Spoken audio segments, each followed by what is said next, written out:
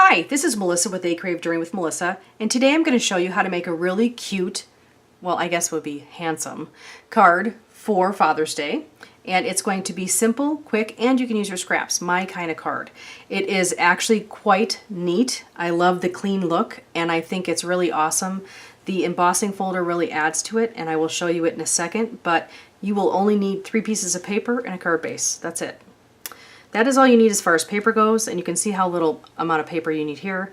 We have super duper awesome embossing folder. You can use any embossing folder you want that you like for your creation. We of course have a stamp block.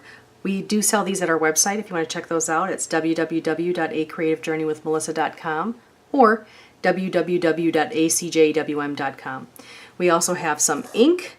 We have a punch right here. We have some 3D foam tape right here, and of course we have some adhesive here because we got to put it all together. And with that, we also have our Spring and Summer Holiday Celebration stamp set. It is an awesome stamp set, and it really covers, you know, basically whatever you're going to need for the spring and the summer. I love it. It's my go-to stamp set. We have some really cool things coming up towards fall, and we're really excited to share those with you. But these are awesome for spring and summer. We also have fall and winter ones too, so if you want to check those out, those are also on the website. At any rate, so this is what you'll need. Make sure you get all your items together, and you can go ahead and create along with me. So in the meantime, what I'm going to do is I'm just going to put this stuff aside just for now, and I'm going to show you what you are actually creating. I'm going to show you the sample that I made. I love it. It was pretty simple, and I like clean and simple. I like looking good, and I like it to look like I made it and it took me forever to make it. So that's one of my favorite things to do, and that's why I created this. So this is our card. I love it. I think it's really neat, and I think it's a perfect card to show somebody that you care about them for Father's Day. So I really thought this was perfect. So I'm going to show you a little bit closer up so you can see the detail and the embossing. I really loved it. I thought it was a neat masculine look, and it was, like I said, pretty simple. So if you wanted to create this, make sure you take out your paper, make sure you take out your embossing folder, and we'll get started. So with that, I'm going to put this stuff aside. First thing we're going to do is we're going to take out our embossing folder, and we're going to take out our piece of paper. And of course I need my manual die cut machine, which would be my Sizzix. That is the one that I use, that is the one that I have, and that is the one that had my handle fall off in one of my videos. No, I'm not kidding. Yes, it really happened, and I have to tell you, I kept it in there, and none of my videos are edited. Actually, I think the first one I did, but I don't think it's numbered, because I like to do a one-stop shop. I like to make sure that you can do this along with me, and if I make mistakes, I correct them so that we all learn together. I don't like to have them edited. I think, you know, edited videos are beautiful. I just don't choose to because I'm pretty real, and I don't want to have somebody think that they can do this and then feel frustrated when a 2-hour video is cut down to 20 minutes. So that's just my personal opinion, and that's how I fly. So what we're going to do is we're going to take our piece of paper, and we're going to go ahead and just place it right in here, like so. We're going to close that up, sandwich it in, and then what we're going to do is we're just going to put that right on top of our clear platform for our Sizzix die cut machine. And then I'll put the clear platform on top of that. And we're just going to roll it right through. You don't need to roll it through twice or 3 times or anything like that. This is a pretty good deal. Sometimes with my dies I like to do it twice, but with my embossing folders it's not necessary. And as you can see, it's fantastic. Look at that. I just love it. I love that texture. It makes me happy. So with that, I'm going to scoop this stuff down so it stays out of the way. And then I'm going to go ahead and take my card base out. I'm going to take my adhesive out. And I'm going to flip my card base over. I'm sorry, I'm going to flip my paper, embossed paper over, and we're just going to go ahead and put a little adhesive on there, okay? Like so. Okay.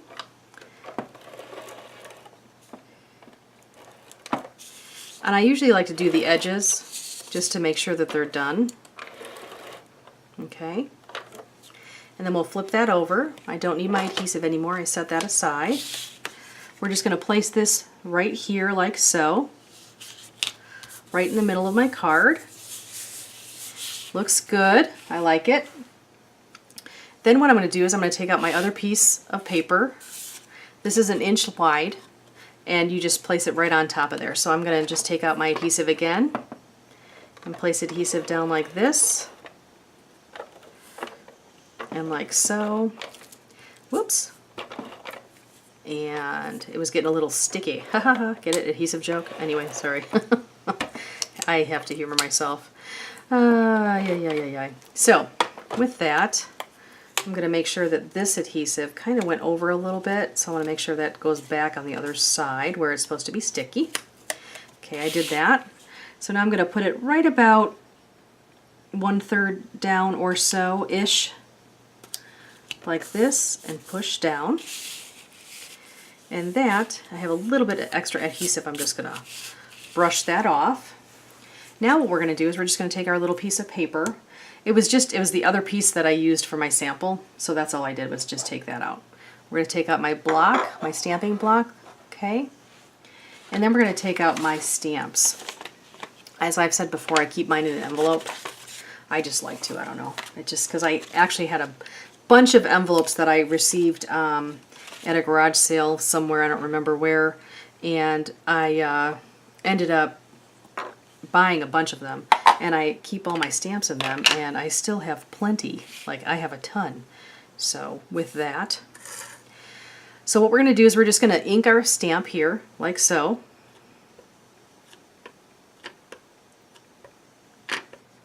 Okay.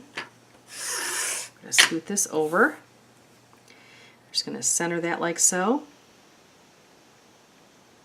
Looks good. I like it. We're going to close up our ink so it doesn't dry out.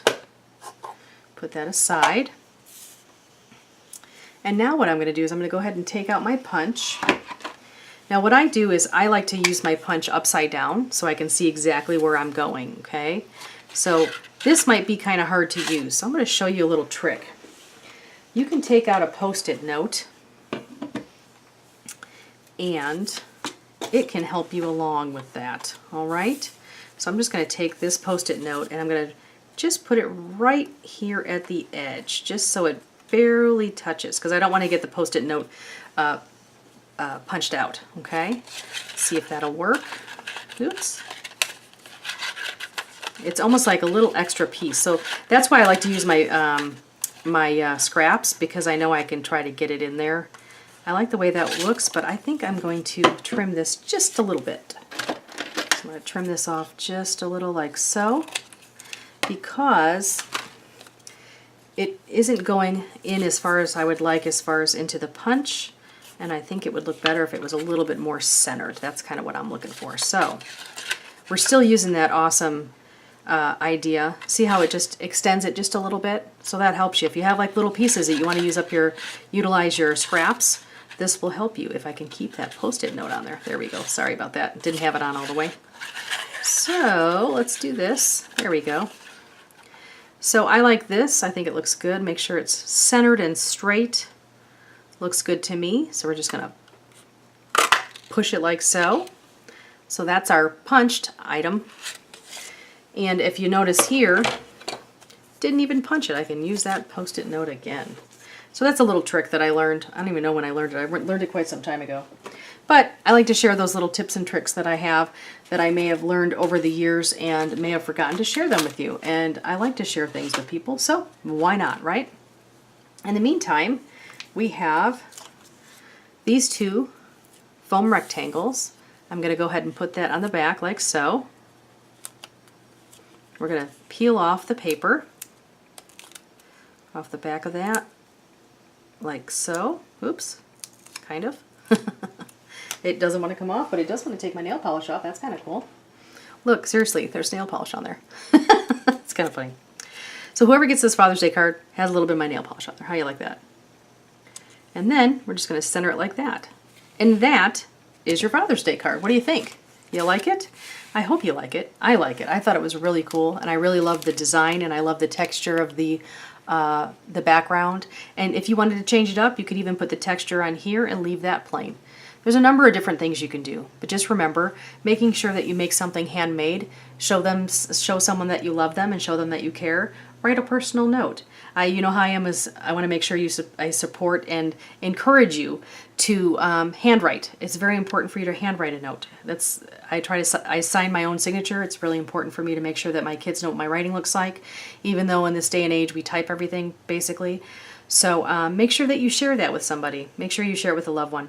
I hope you have a fantastic day. This week is going to be crazy because my baby boy is going to graduate from high school, and I am so super duper proud. We are all very proud of him, and we love him very much, and we hope you have a fantastic day, and we hope that you have a phenomenal week. And then on Friday, we are participating in a Coffee Lovers Blog Hop. So make sure you come back because there are huge sponsors. We are fortunate enough to be one of the super sponsors, and we love participating in this because there's so much creativity and so many amazing people and so many great ideas. I am super duper, duper, duper excited. So with that, make sure that you subscribe to our YouTube channel and our YouTube channel and our blog posts and email. If you do so, we enter you to win prizes every week when we do our Mondays with Melissa. In addition to that, I'm going to be doing prizes also for the Coffee Lovers Blog Hop. So make sure you check it out. There are tons and tons of other sponsors besides myself, and there's a lot of great ideas. And sometimes we get even into like multiple hundreds of different ideas. It's really great. Anyway, so make sure you check it out. And check out our website at www.acreativejourneywithmelissa.com and www.acjwm.com. And we hope you have a fantastic day. And thank you so much for going on a creative journey with Melissa. Have a great day. Thanks. Bye-bye.